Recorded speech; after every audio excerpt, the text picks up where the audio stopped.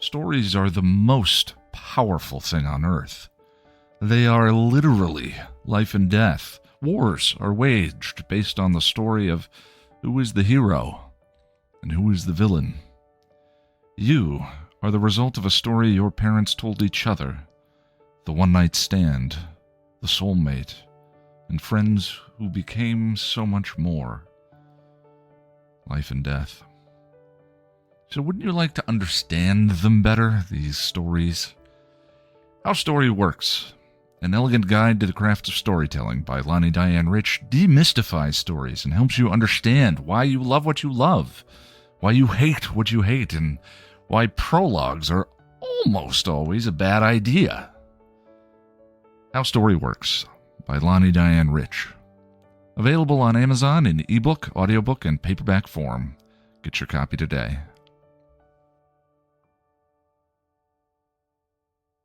Welcome to Still Pretty, a Buffy the Vampire Slayer podcast from Chipperish Media. I'm film scholar and cold-blooded jelly donut Noelle LaCroix.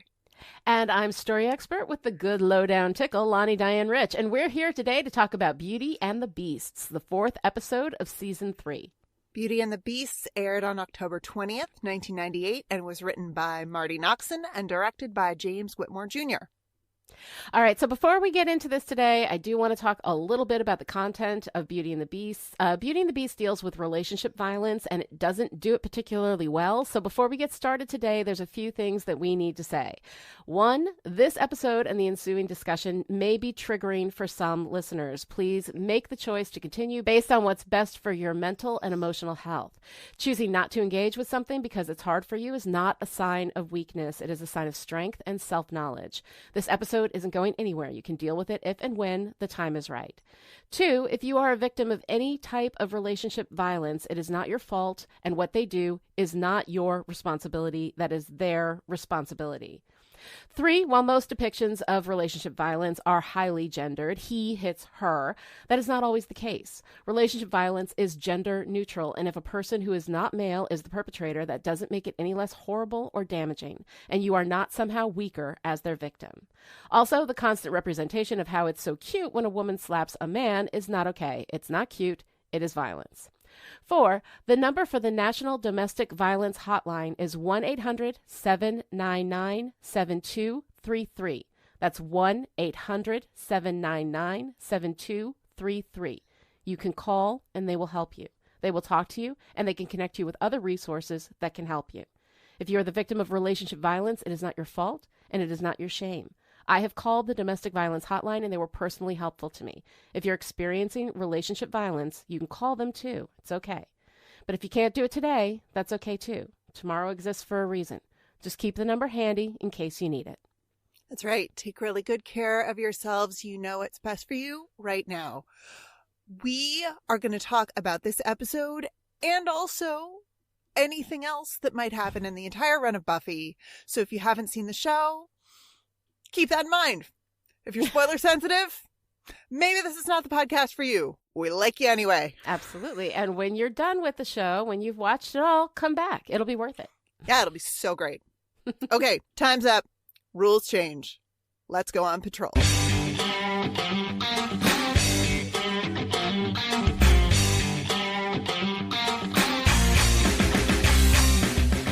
In Beauty and the Beast, it's the 3 days around the full moon, and it's the Scooby's job to keep Oz in the cage. Willow asks Xander to keep an eye on Oz for one freaking night so she could freaking study and sleep before a big test. And when a student is found mauled, we don't know that it wasn't Oz because of this bullshit. Oh, not to freak. I rest my eyes now and then. That's all. How long exactly did you rest your eyes for? A little now, a little then. But I never heard Oz leave, and he was here in the morning when I woke up! You can put it that way if you want to, Mr. Technical. Buffy has to go see Mr. Platt, the school counselor, to talk about what she did last summer. She tells him an abbreviated version of what happened, and he tells her that still loving a bad person is normal, but eventually you have to let it go. In the library, the Scoobies are gathered to try to figure out what happened, and whether or not the mauler is Oz. Well, we could ask Faith to watch over it. Oh, you're having a Slayer watch me? Well, good we're not overreacting. That night, while patrolling, Buffy comes across a feral Angel. They fight, and she knocks him out. She drags Angel to the mansion and chains him to the wall while she inspects the outline of his body burned into the floor as he snarls and snaps at her, little more than an animal. Meanwhile, badass Willow breaks into the morgue to inspect the body of the kid who got mauled, with Xander and Cordelia coming along to quote-unquote help while she gathers evidence. Okay, Scarred for life. Oh, God. Willow, how can you stand it? Yeah, well, I mean, this guy is pretty barf-worthy. Can't we be elsewhere? His Oz cleared or what, huh? I'm not sure. I mean, there are a lot of incised wounds, but they could be from anything. Buffy goes to the library ostensibly to relieve Faith from watching Oz, but really it's so she can spend the evening researching to find out what's going on with Angel. In the morning, Giles finds Buffy asleep over books about demons and Akathla and has some questions. Buffy says she had a dream about Angel, and she asks him what Angel would be like if he managed to come back to Sunnydale after experiencing hundreds of years of torments in a demon dimension. It takes someone of extraordinary will and character to survive that and retain any semblance of self. Most likely he'd be a monster. Willow comes in with donuts and news that her morgue inspection was not conclusive. She does not know what killed the kid they found.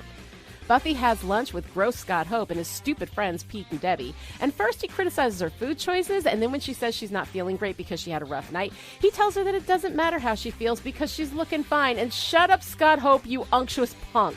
Buffy escapes to go see Angel, who snarls and growls while chained to the wall, and even as a potentially murderous fiend who killed her friends, is still a better guy than Scott frickin' Hope. Buffy returns to school to talk to Platt about Angel coming back since she can't tell Willow or Giles. Platt sits in his chair with his back to her and listens really well, mostly because he's dead and can't say anything. I need to talk to someone. I'm so scared. It's this guy.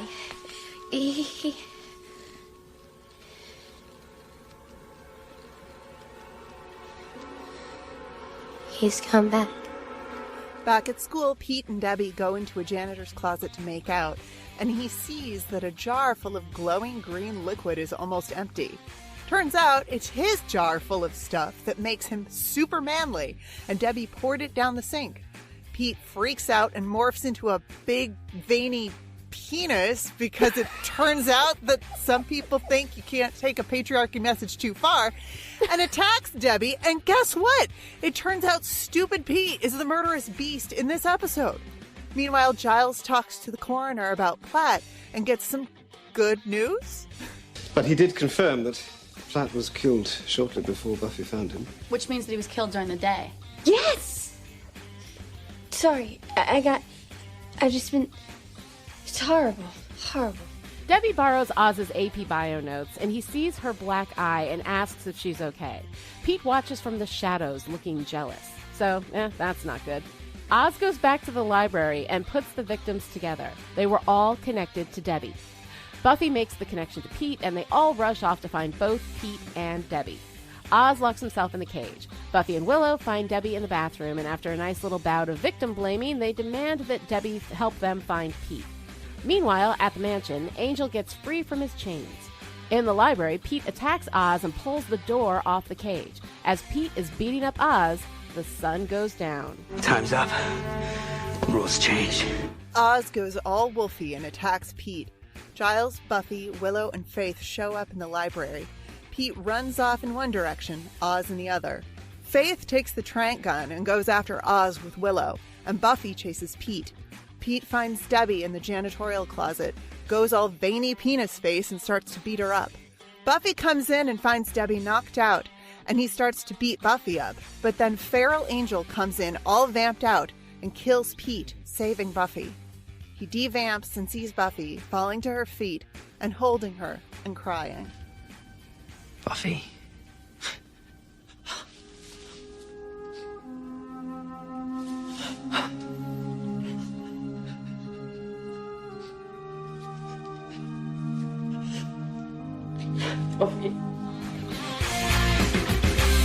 Oh yeah. And then Buffy comforts Scott fucking Hope after a stupid friend tried to kill her.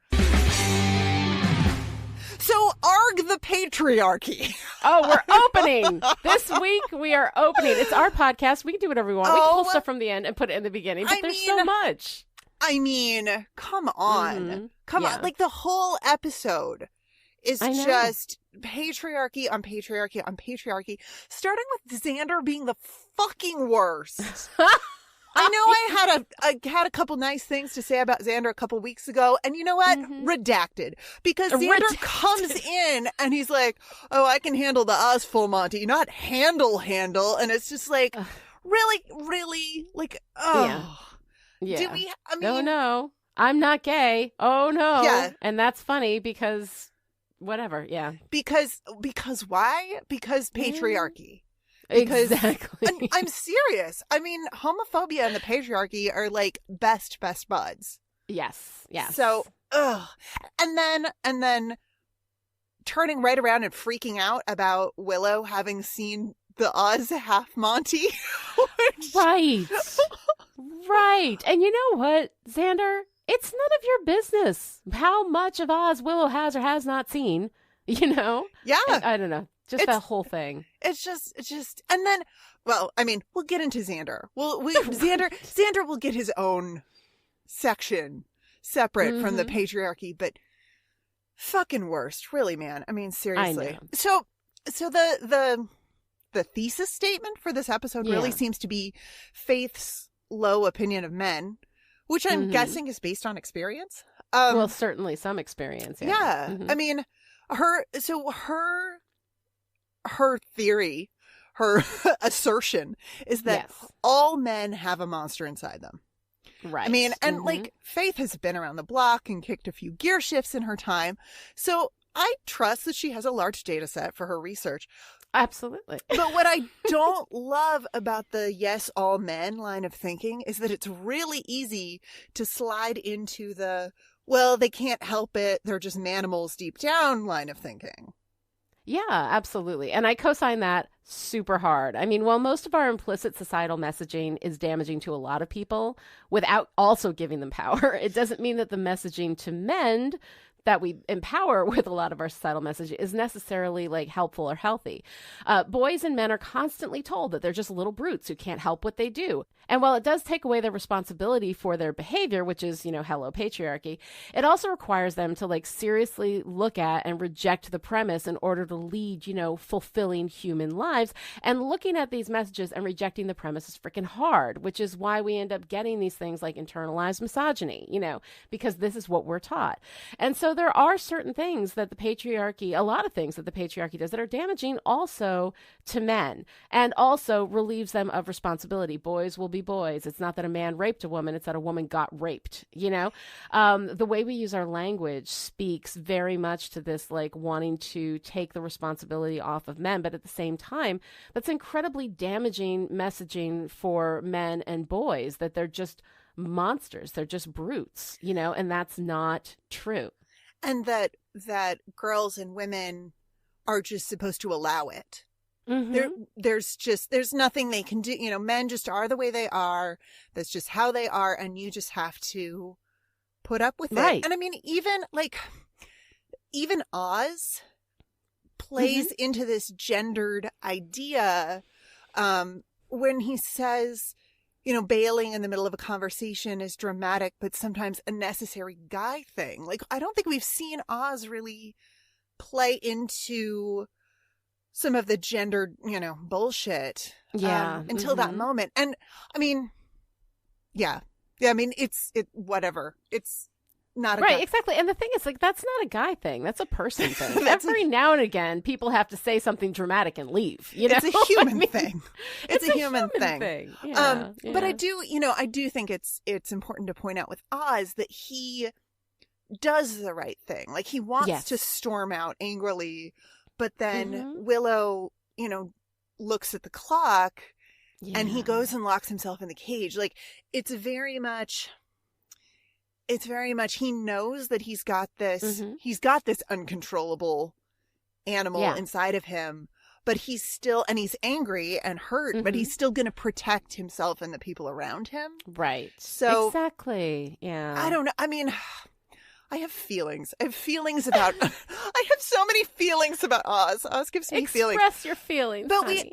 so we have this really pointed edit. It feels very pointed to me from Animal Angel chained up in the mansion to Werewolf Oz caged up in the library. And it seems to draw a parallel between the two, and maybe it's foreshadowing the return of Angel, since we know that Oz will become himself again. But these are our only, like, these are our two, like, real good guy characters. Yeah. And they're literal monsters. And we're just cool with that. Like, right. It's such an odd thing to me that, like, the male characters, two of these male characters that we're really rooting for. Yeah. And, like, really, really fond of at this point are literal monsters. And that's just okay. And we don't do that with women anywhere near. I mean, we had Drusilla. You know, and there's some Darla, right? Yeah. But if you look at the number of monsters that are men and the number that are women, it is vastly, I mean, even in our extras, you know, even in our like, you know, like it's always like there's a bunch of men and then there's like one woman if we've got like a crew of vampires or whatever, you know. But almost always, I would say, you know, off the top of my head, I would say it's like, you know, maybe 10-15% women. Yeah, it might be more than that. I haven't gone through and done an exhaustive examination.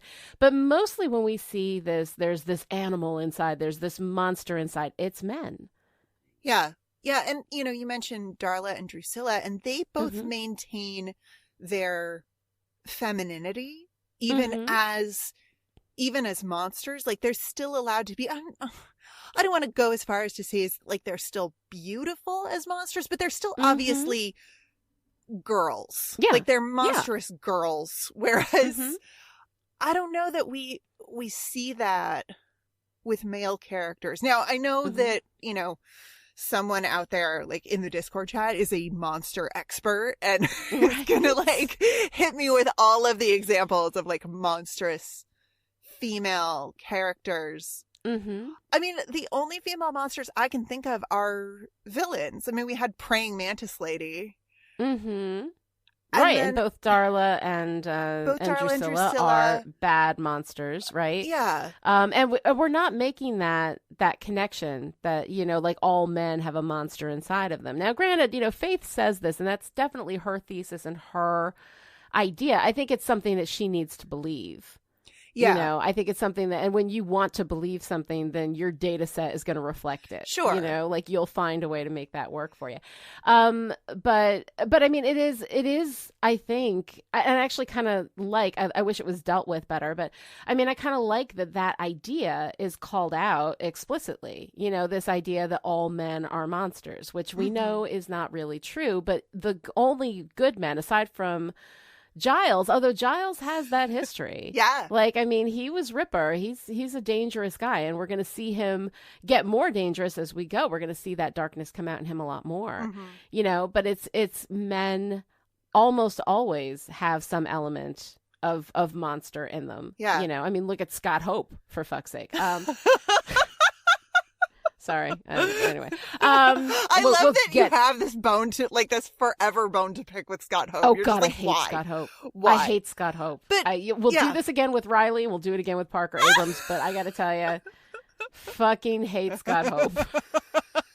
He's been here for 2 episodes. I think we got one more with him, and it's way too long. Yeah, it's too much Scott Hope. Any Scott Hope is too much Scott Hope. Yeah, I mean, and we get this weird, like... So Scott has these friends, Pete and Debbie, and it's like 2/3 of the way through the episode before we find out about the Pete Jekyll Hyde situation. Yeah. And I mean, Because we're not interested in that. We're Yeah. talking about Beauty and the Beast. We're talking about Willow and Oz, and we're talking about Buffy and Angel. Yeah. Right? And the idea that either Oz or Angel could be the one who's killing people. But yeah, Right. like we see Pete and Debbie in the early, scene, like for a little bit with Scott Hope. And we're so horrified by Scott Hope that we don't really notice them that much. Yeah, I mean, they're just sort of fine. They're just kind of fine. They're just there talking and whatever. But then, I mean, I feel like all of a sudden, like we introduce Pete's Jekyll Hyde experiment, and suddenly, like, he's got the abuser speak on lock, blaming Debbie, you shouldn't make me angry, you know what happens, and so on. And the scene ends with her comforting him, which I know is part of the pattern of abuse. I know it's part of the cycle of abuse. And it's just like the patriarchal bullshit of all of it just like really, really gets me. Especially when it comes to the character of Debbie and how the episode portrays her and how it deals with her, and especially how Buffy responds to her. Yeah. I mean, you know what works? Don't get hit. Wait, what? Like, way to blame the victim, Buffy. I mean, Jesus. And then she goes on to blame Debbie and her silence, which, is comes from fear. Which comes from earned fear. Yeah. I mean, she has a reason to be afraid, and she has a reason to need to believe that he's a decent person inside. Like, that is a horrible thing, to realize that the person that you love is a monster. That is a really difficult thing to deal with. And people who deal with abuse have to find a way to reckon with that. In ways that are very complicated and take a long time to get out. But also there's this moment where Willow says, I think we broke her. And Buffy says, oh, she was already broken. Yeah. As though she was broken and it was her fault that Pete chose her because she was broken, Yeah. Or that there's something, like, she's unredeemable. Like, there's something essentially wrong with her that makes this her fault. Well, and makes it okay when he kills her. Yeah. Like, if she was already broken, whether it was by Pete or it was before Pete got to her, well, since she's already broken, it's fine that she's murdered. Like, that, there's something so just icky about Debbie. And I mean, I feel like I hurt for her because she protects Pete until the very end, and she comes to him and she says, she almost shot you. Did you see I stopped her?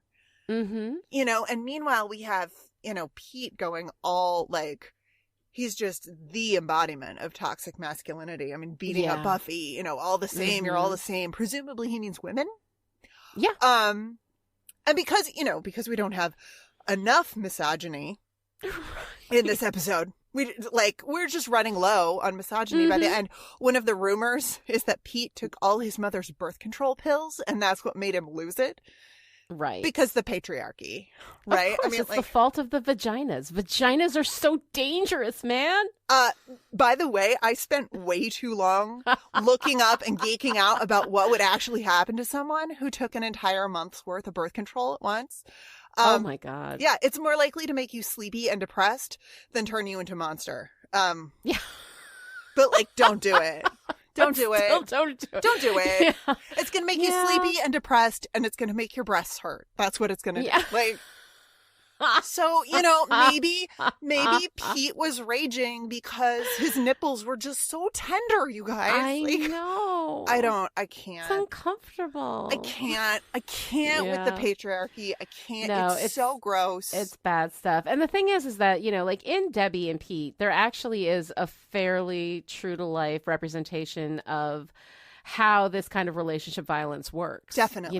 Yeah. Because abuse feels like love, I mean, they feed you the poison and then they give you the cure, they hit you or abuse you in mental and emotional ways and then turn around and I love you. And the relief of that feeling in a cycle builds up and it feels like love, but it's not love. And it takes a really long time for victims of that cycle, to break themselves out of it and to work their way out of it. And so like Debbie being where she is, comforting him when, you know, he's like, you know how I get, this is your fault, right? That's actually fairly true to the experience, you know? And just her relief that he's back and that he's not going to hit her, you know, is overwhelming. And that is a huge and like somewhat addictive emotional experience, you know, the relief afterward. And so all of this together, like, is fairly, but I think where my problem comes in, not so much in the way that Debbie is depicted and the way that the relationship is depicted, but in the way Buffy treats her. Yeah. The way Buffy treats her in that moment is really, really problematic. It is completely blaming her for it, which is exactly what Pete did. Yeah. It's your fault. You know how I get. Yeah. You know? Yeah. And with Buffy, it's your fault. You should have told somebody. Yeah. You should have stopped it. People are dying. And like, that's not... People are dying, and it's your fault because you know. It is not her fault. It is his fault. Yeah. You know? And I mean, so having Buffy treat her like that, having our titular heroine set this, like, you know, when your hero says something, that's what you believe is right. You know, I mean, unless we're doing something where we've got a dark hero and we're showing them, you know, falling down a path or whatever. Like, if your hero is the good guy and they say something, then that is what the story is rubber stamping as the correct response. Right. And that is where I have my full-throated objection to that. Yeah. It's not good. Well, and there's an opportunity here with Debbie and Pete and the way that, you know, I love actually that Buffy confronts her in the locker room and is looking at her, like, they're looking at themselves in the mirror, Buffy standing behind her. So Buffy, I mean, there's a huge opportunity here to have Buffy be talking to herself as much as she's talking to Debbie about, you know, loving someone who can turn she violent. Just went through that with Platt, right? Yeah. He's a monster, but you still love him. And eventually, and then Platt's like, and eventually you have to get over that or you're just love's dog. You have to let it go. Yeah. Right. But Buffy, you know, we haven't seen a lot of Buffy really grappling with Angel having done a lot of horrible things to hurt the people around her. I mean, we get it from Xander, you know, when he says, you just, you know, you want to forget about Jenny's murder because you want your boyfriend back. But we don't get a lot of really direct moments of Buffy confronting her own feelings about that. You know, that not just, you know, she loved this man and then he changed and got mean. She loved this man, he changed and got mean, and people died. Yeah. Yeah. And I think that in this scene, like, if there had been some clarity that was what we were doing, that this was, again, like, and I only have eyes for you, right? That this was Buffy talking to herself, Buffy feeling this way about herself. Right. We could have combated that by having Willow say, Buffy. Yeah. You know, and like, this is not her fault. Yeah. Like, this is not, you know, and if we had Willow saying that, and then Buffy has a moment of realization that she's talking to herself again, that this is her feelings about herself. Yeah. I think that could have worked. That could have worked really well because, of course, we do have Buffy in this episode grappling with Animal Angel. I mean, Angel is back. We saw that at the end of the last episode. I have so many questions. He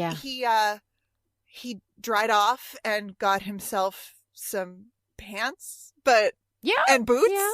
Got some magical pants. Magical pants. Sure. Cool. No shirt, but, you know, because it's fine. Because standards and practices, right? You know, right. You get away with what you can get away with. You got to put some pants on him. Yeah, I mean, and this is the Angel who, you know, has sex with Buffy, is losing his soul, puts on his entire outfit to go out into the alley. You know, so that might because just be... he's a gentleman, Noelle. That's why. There could be women with very tender eyes out in that alley. He doesn't know. But he's love a gentleman's vampire. You know, I love this idea that Buffy is, again, grappling with her own feelings of love for a man who is violent. through this situation with Debbie and Pete, but it's just not handled well. Yeah. You know, and of course we see Angel be truly feral. I mean, that little bit of blood on his lower lip, because why? Like, did he eat a person? Buffy hit him. Oh, so that's I don't know. true. I don't know if it's supposed to be, because I think when he comes out, like, he doesn't have the blood on his face. Okay. I think it's because Buffy hit him. I was kind of hoping that he cut himself shaving, but you know. because after hundreds of years in a demon dimension, do vampires not grow beards? Do their beards not grow? Their hair doesn't grow? I don't understand. Like, there's no continuity of, like, vampires. I guess they're, because he'd have to be shaving. I mean, there'd have to be enough civilization in the demon dimension that he could, you know, get a regular order from Harry's Razors or something, you know, and they got demonamazon.com, which actually is exactly like Amazon.com in our world. Yes, it's the same Amazon.com.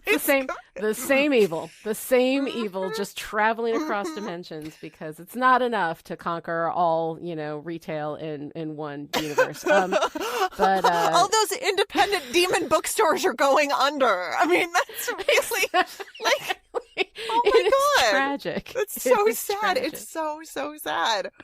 But I don't I don't understand what's I mean, I think we're not supposed to understand what's going on with Animal Angel, but, like, I don't get it. Like, does he breaks out of his chains, sort of, but then does he come to the high school because he's coming to Buffy? What? Is there a metaphor here that I'm missing? Like, is there a metaphor in Angel using the chains Buffy used to restrain him in his animal form to kill Pete in his animal form? Like, what is happening? Yeah, I don't know. You kill the beast in the man, I guess, and then, like, I guess there's that, like, you know, but the thing is, you're also killing the man, right. Are we gonna boy, and we're not gonna talk about the fact that Angel kills this human when he's supposed to be, like, sympathetic, like. I mean, he kills a human, but the human's killed other people and has also done it in a way that, while it's not technically demon, he's in a demon form and he is human coded as demon. Like, once you're evil and you're going to hurt people and you're not going to stop hurting people, then there is kind of free reign to just, you know, take them out. And also I think that Angel is feral. Angel is not in command of himself at this point, like, as much. I think that he did come to the school because he was looking for Buffy. He can smell her. I mean, let's not forget, he's got that vampire sniffer, right? Sense of smell. Yeah, he's a hound dog for Buffy. So he finds her, and I can't even imagine. Like, first of all, it's during the day, and he doesn't have a shirt on. Like, how'd he get there? Like, I mean, he's feral, but he can plant a root underground. You know? No, it's at night by that point, because Oz has changed. Is it night by Oz has changed. Yes, no, you're right. Yeah. Down. No, you're right. I take it all back. Don't at me. Everybody's going to yell at me. Pay attention, Lani. Pay attention. This is your show that you like. Get with the program. Right. This is my show that I like, and I cannot remember every single detail about, but all of you guys can, and I think that that's awesome. So yeah, I mean, he's in animal form. Pete is murderous, and anybody who's murderous, I think, at this point, like, becomes not human, you know, for the purposes of, is it a bad thing to kill a human? Right. You know? Whereas, you know, what we could have done is knocked him out and got him into detox, you know, and let him live with his shame. Yeah. And that kind of thing. But we're not interested in that. So, you know, and I love, though, when Angel, you know, he kills Pete and then he devamps and he turns and looks at Buffy, and then he says her name and cries and falls to the ground in front of her. And that is so touching. Yeah. That moment is so, oh my God. While playing Close Your Eyes. Oh my God. It's like they're trying to kill me. You know what I'm saying? And then they're back in the mansion and she's watching him reading Jack London. Like, whatever. Call of the like, Wild. Call of the Wild. What? Whatever. What? Like, All that right. is...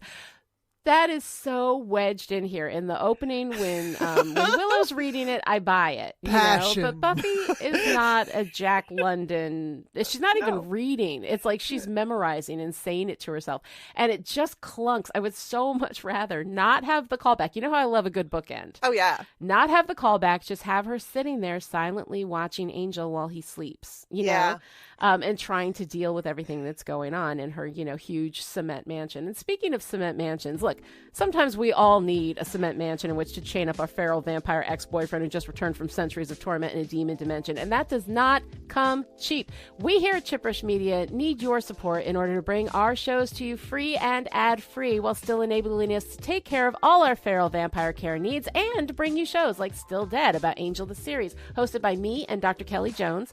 Listen Up A-Holes about the Marvel Cinematic Universe, hosted by me and superhero scholar Joshua Unruh. Orgasm about explosive inspiration from Dr. Kelly Jones and our own Noelle LaCroix. And our Star Wars podcast, Metaphors Be With You, hosted by Rob Hyrett. Aside from the comforting knowledge that they're keeping Chipper shows available to everyone, patrons also get to join in our Discord chat where really smart people who love stories go above and beyond what we can viably discuss in our shows and correct us when we forget, little details. Patrons... or basic like facts. When the sun goes down. Whatever. Whatever. Sunset. Patrons, you cannot expect me to keep track of sunset. I'm sorry. Okay. Patrons also get access to exclusive content like 2 Host Minimum, our upcoming patron-exclusive podcast where we mix and match Chipperish hosts to talk about patron-requested movies, books, and TV shows. If you got a few bucks a month you can dedicate to keeping still pretty lousy in chains and mansions, visit patreon.com/Chipperish and become a patron. All right, so next on our list of terrible things, I guess we got to talk a little bit about Xander. Why is he even here? I mean it. No, I mean it. Like, he doesn't even make an attempt to watch Oz. He takes the book Willow hands him and uses it as a pillow. First thing. Like, he doesn't even pretend. Right. And he doesn't even try to stay up. He doesn't even try. We've seen him do the right thing and help out his friends, a couple of times, but it seems like more often than not, Xander is just being horrible and saying the wrong things. And I mean, we've talked on Still Pretty about him being the Joss Whedon self-insertion character. But our friend Rob Hyrett of Metaphors Be With You suggested that Xander might also be a fan insertion character. That his job, at least at this point, like I always feel sort of weird when I talk about like what a character's purpose is, because of course we go on such a journey with everyone on this show. But Xander's job at this point is mainly to pal around with Buffy and her kick-ass friends. That's a really interesting idea. I hadn't thought about him as fan insertion, but he's not magical. He doesn't have superpowers, right? He's like the ordinary person out of the group. He is the only ordinary person who remains ordinary for the run of the show, pretty much, aside from the occasional, being possessed by hyenas and stuff. Right. But yeah, I mean, as a fan insertion character, absolutely, I can see him that way. I think that's an interesting idea, and I also think it's interesting to note that he starts out as the sole male Scooby, who is allowed into this world of girl power, and one girl in all the world, mostly because he's known Willow since they were 5. Right. Which raises the question for me, would Xander be a Scooby if Buffy hadn't befriended Willow? I think he would, and here's why. Because he's the one who overhears that she's a vampire slayer when in the library, and it's him confronting her about being a slayer that brings him into the group, because he knows the secret so he can be useful. So I think that he would have, but I think that having kind of an access pass through Willow also brings him in. Okay. Yeah. I mean, he does end up having knowledge. Not in the book smarts way, but he knows things that, and in fact, it's called out and made into a joke frequently when he has an idea or he has a thought. I'm having a thought. That's like a Xander thing. Yeah. He's got the soldier knowledge, which comes in handy every now and again. That's right? And also, like, he, and eventually, of course, becomes the carpenter who keeps fixing up the house because the house gets destroyed every week. Right, of course. Because like season 4 and above, he fills that role. But mostly, like, his role is to be kind of the heart and the emotional connection. But that really doesn't come in until later in the series. So in these early years of the series, I would say the first, 4 years, he's mostly the joke guy, the guy that gets the funny syphilis, right? Yes. Oh God. Right. Syphilis is Tired of being hilarious. everybody's butt monkey. Yeah. God. But yeah, I mean, like, I think that idea of fan insertion, that he's the ordinary person that we could imagine ourselves being, and then through him we get to hang out with Buffy. Yeah. We get to be part of the crew. Yeah, that's kind of interesting. I think that, like, for me in this episode, Xander, the opening was annoying. The whole thing with Oz and the full Monty, No and all of that homo. nonsense, and then immediately falling asleep and all of that kind of stuff. But Xander's uselessness at the morgue, while Willow has to keep it together to inspect a dead body that her boyfriend might have mauled, pisses me off. And he's like, he's not just even a dead, like, he's not helpful. He's actively deleterious. He's a goddamn deadweight, and the only thing he does is catch her when she faints, which I guess is somewhat useful, but it's only because he happened to be standing, but the more she landed on him, than he necessarily caught her. And yeah, so I don't know, Xander in this episode is just kind of annoying. Yeah. I mean, there's a satisfaction for me when Giles yells at him. Yes, I love that. He said, well, and Oz was here when Giles just woke up. He just, like, loses it. But, I mean, Xander, I don't blame him. Like, come on, man. And, and Willow, and this is the thing, and I think this is why it makes me crazy, right? Because Willow's taking on this responsibility 3 nights a week. She's up all night, staying with Oz, taking care of Oz, making sure that he's okay. She asks him to take over one night. And it just reminds me of that moment in The Office. Have you ever seen The Office? Yes. When Angela's cat dies, yes, and Dwight kills her cat, and she's like, I've had this cat for 17 years and she was fine. I asked Dwight Schrute to take care of her once. Yes. And she's dead. And it's exactly that experience of, like, I ask you to do this thing for me one time. And, like, I think a lot of us have had that experience with various people in our lives, Yes. Who maybe have difficulty, with basic things. Basic responsibility type like, tasks. Just being able to be there, all that kind of stuff. So, I asked Dwight Schrute to take care of this cat once. Yep. And she's dead. And that's just kind of like that same experience. And Willow, like, not completely going off on Xander is a missed opportunity here. Oh, yeah. I really want her. I mean, she's more concerned about Oz, and I get it. She's focused on Oz and on taking care of him, and that's okay. But I really want her to, like, threaten to kill him at this point, I will magic you so hard. I will magic you. Just wait until I get my powers, man. You're going through life with a tail and bunny ears. Which, of course, would have seriously freaked out Anya when we get there. But yes. Oh, my God. Oh, well, we introduce a wonderful character in this episode just to kill him. Yes. Mr. Platt. Oh, no, of course. I love Mr. He's a Platt. person of color, right? All your gays have to die. All your people of color have to die. Yes. I mean, my God. I love Mr. Platt so much. Mm-hmm. Smoking in his office would have been weird in 1998, though.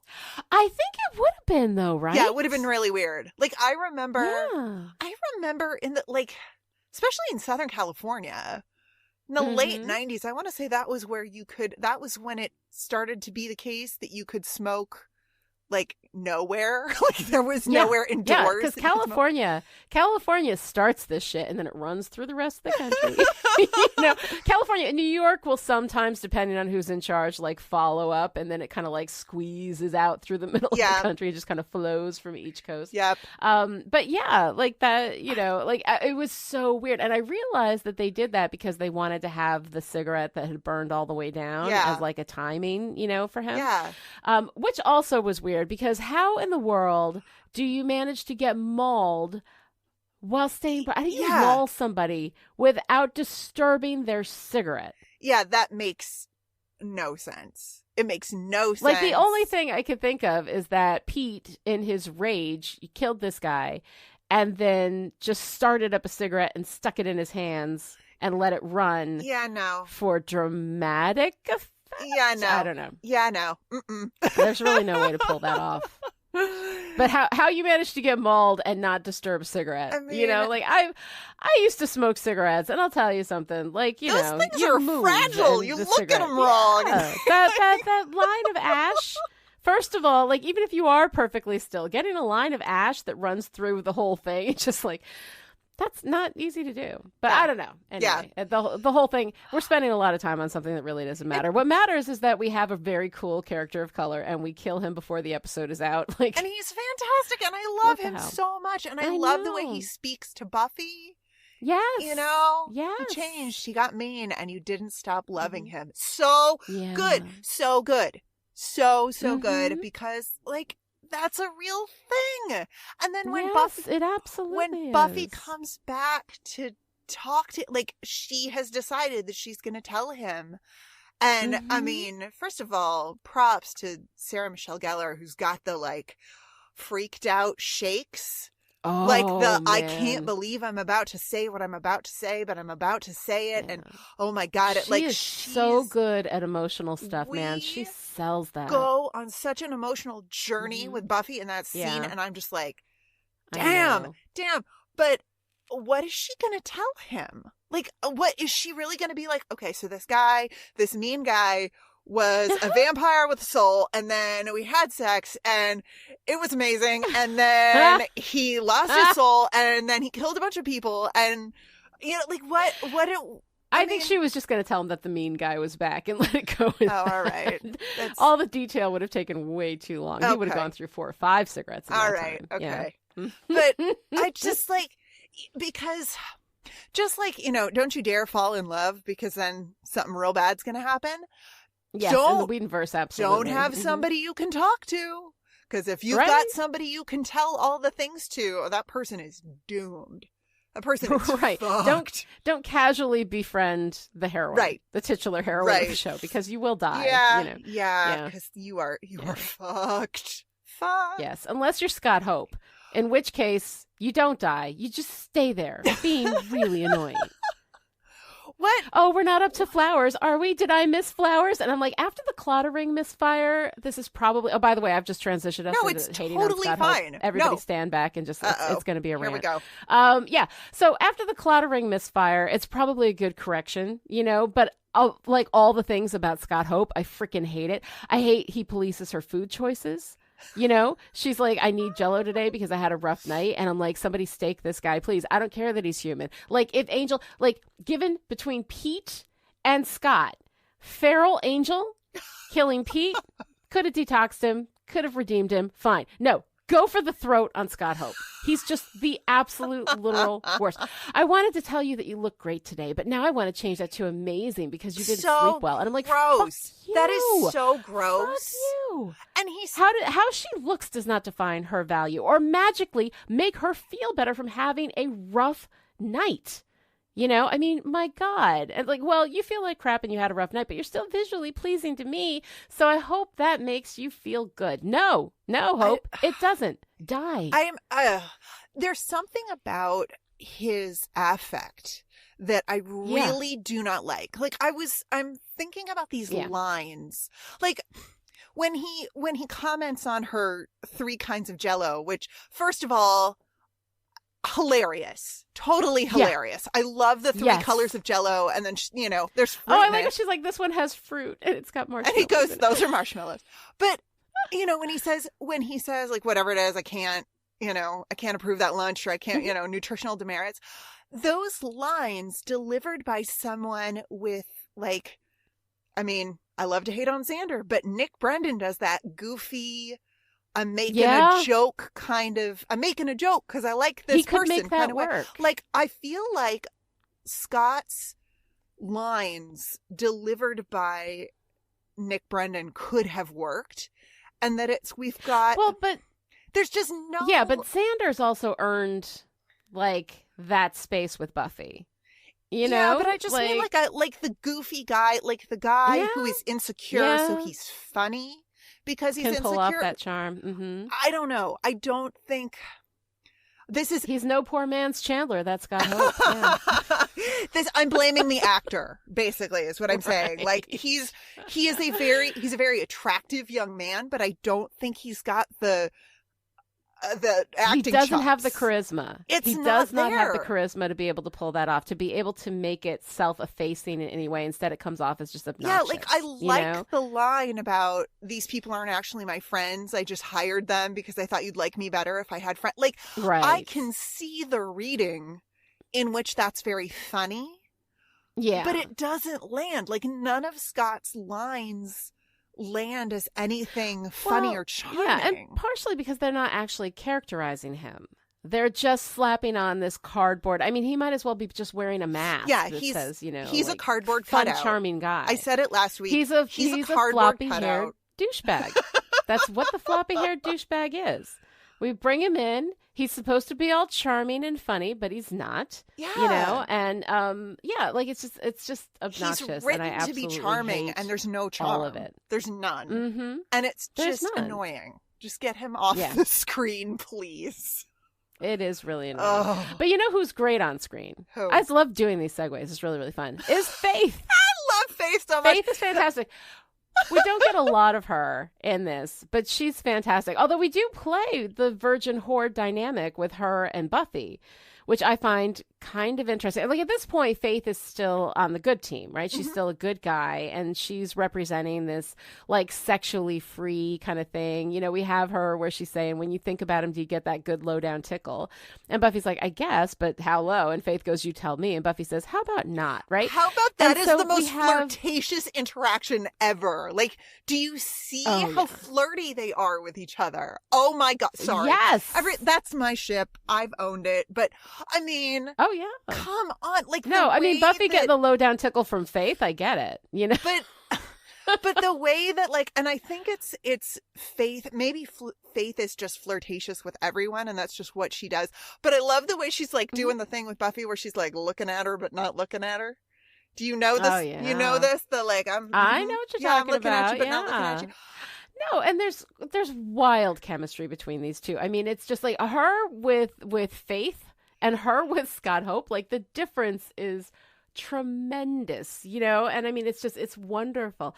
But we've got this, like, you know, Faith is wearing these dark colors. All of her clothes are super tightly fitting. Most of it that is available, like, you know, that's been approved by standards and practices is actually see-through. She's got this really dark, dramatic makeup and the full hair done. And Buffy, who is, you know, sexually demure and who's not gonna, and sometimes craves a non-fat yogurt, like that is Buffy, right? And she's wearing a baby blue sweater over an outfit that covers everything but the pigtails. Like, basically, like, that's it, you know?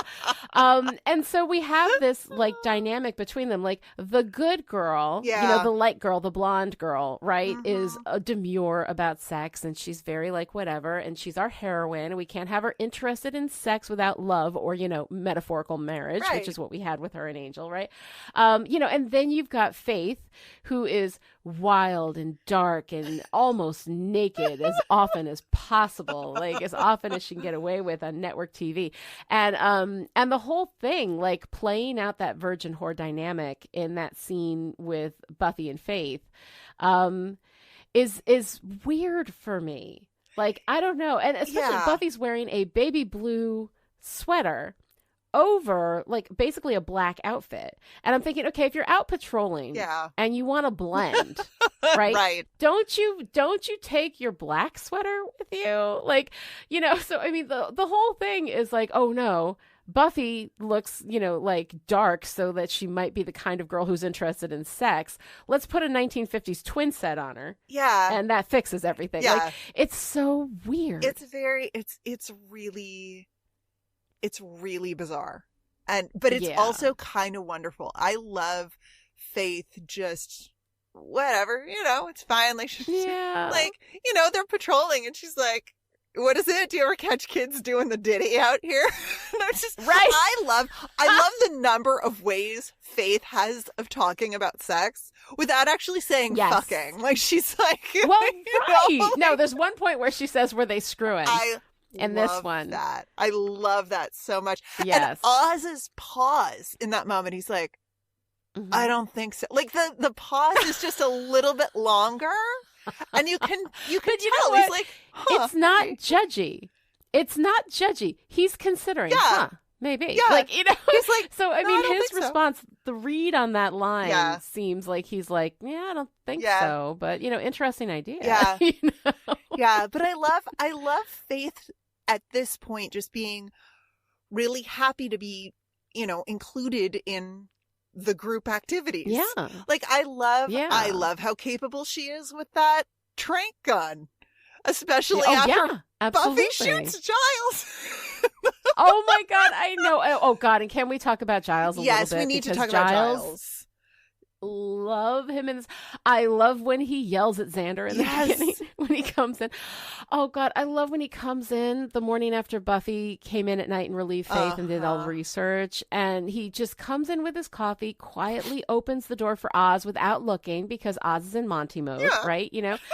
And then just walks over, sees Buffy, goes and wakes her up, and it's so incredibly sweet and like dad, Yeah. you know? He's in this wonderful dad mode, I love and it's Dad just Giles. lovely. Dad Giles. I love Dad Giles too. Dad Giles might be my favorite Giles. I mean, we get musical I don't know. I'm a big Giles. fan of Sweater Giles Ooh, that we get in Sweater season Giles. 4. Sweater Giles. Sweater Giles is so fun. Sweater Giles drunk is like my favorite. I think it's in the feel like we episode. need- I think it's in Something Blue when we get there. Oh my God. Lani, I'm That is gonna be need a 5-hour chart podcast. I of the love that episode. Gileses. We need to like rate all of the Gileses on a scale. All of the Gileses. I The know. perfect happiness and Dad scale of Giles is Gileses. right up there, though. Dad Giles. Dad is Giles, awesome. the way he just sweetly unlocks the library cage and just sort of I smiles know. down at Oz like, "Aw, I isn't he know. cute?" You know, like I know. love it. I love it I so know. much.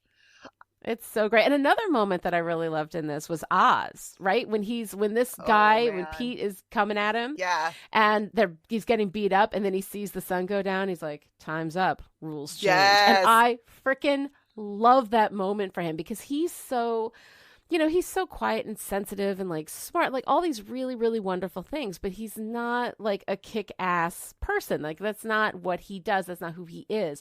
But in this moment where he is essentially powerless against this powered person who's beating the hell out of him, and this is turning around, like you can see in him, you know, that he's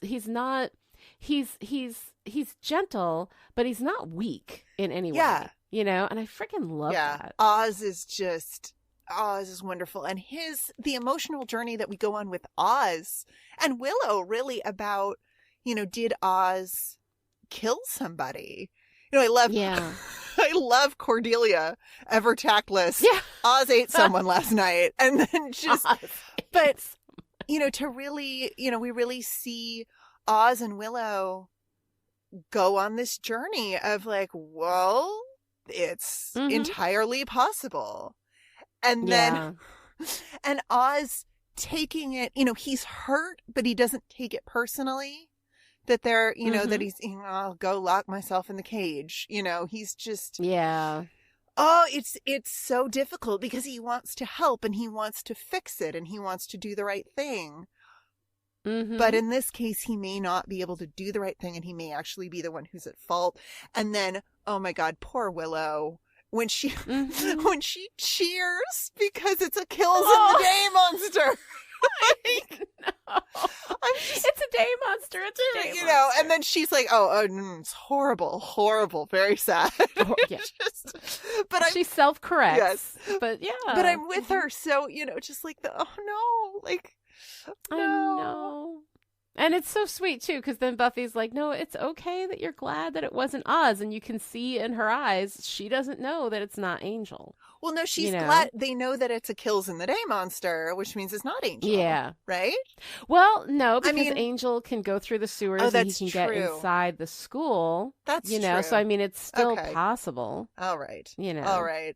But I mean, I think it probably relieves her a little bit. Yeah. But, Yeah, maybe a little but bit. not 100%. You know, I mean, he can come in through the basement or whatever. So, yeah. But again, you know, we've got that, like, that missed opportunity of the parallel with Buffy and Willow, you know, of this person that I love is a monster and a killer. And what do I do?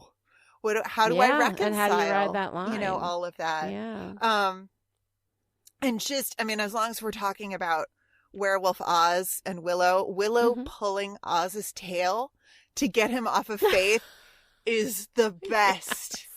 I don't know why it delights me so, but the yank on the tail and then run to get him. Oh, I don't know. I love a werewolf. I love a good werewolf. And our werewolf has gotten a makeover this season. It's a little better. It's a different werewolf.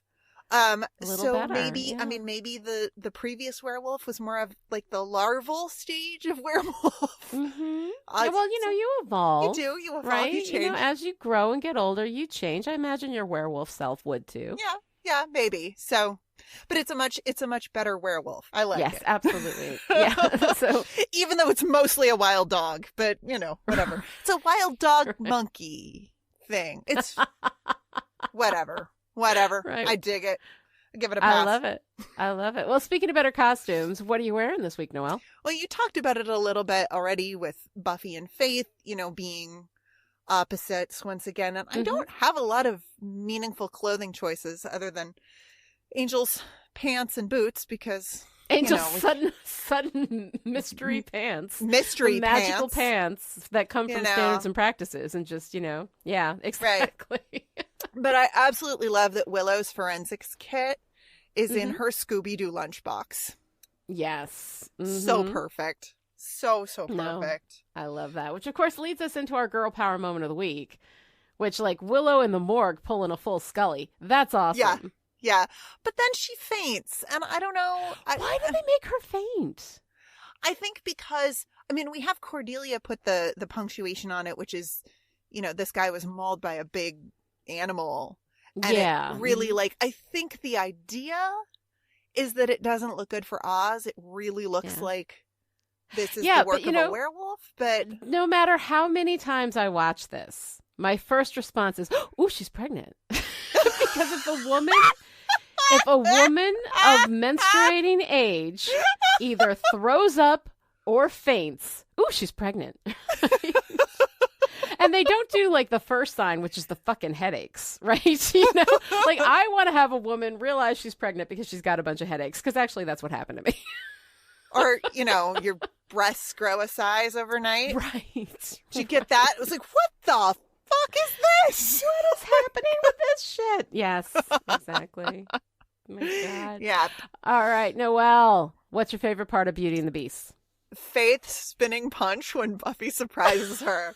The seamlessness of it. She is rocking out, having her solo dance party in the library. Something comes up behind her and she just punches it. It makes me so happy. Punch first, ask questions later. Exactly. And it delights me to no end. It is delightful. Yes. What's your favorite part of Beauty and the Beast? Oh, God. I gotta say, I fall for it. It's emotionally manipulative. I don't care. I'm signed in. I don't care. I'm here for it. Angel saving Buffy and then falling at her feet, crying and broken while Close Your Eyes plays. Fucking close your eyes. Specifically trying to kill me. It's the Close Your Eyes. When Close Your Eyes starts playing and she's just standing there and he is weeping into her torso. Oh my God. It's rough. It's great. And you can see on her face that she can't tell anybody. She just is like, how do I do this? I don't know what to do. Oh, God.